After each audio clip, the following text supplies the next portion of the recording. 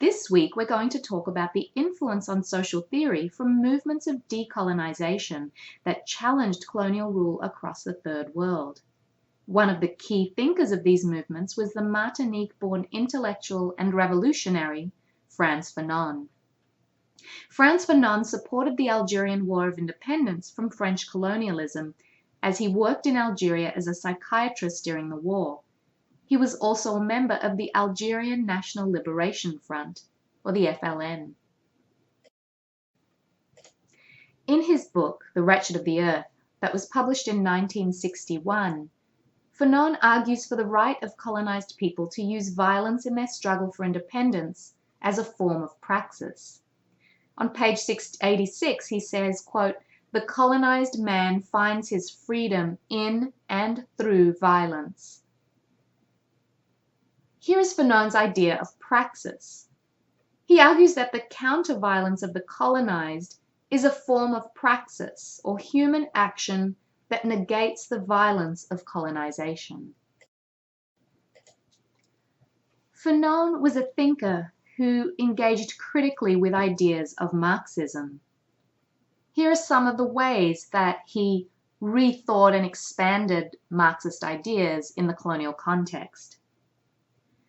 Contrary to Marx's assertion of the proletariat as the motive force of history, and the peasantry and lumpen proletariat as counter-revolutionary, if you recall from reading the 18th Brumaire, Fanon asserts that the peasantry and the urban lumpen in third world decolonizing countries like Algeria constitute the main revolutionary force.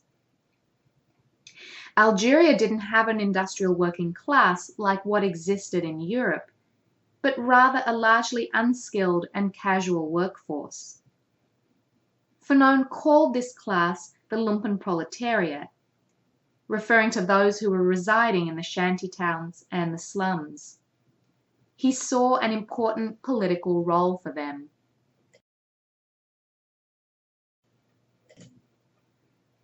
Going further, Fanon argued that the primary contradiction in colonial society is not just between the bourgeoisie and the proletariat, as Marx had outlined in the Communist Manifesto, but between the European white rulers and the Arab population. For Fanon, the divide is not just class, but also racial.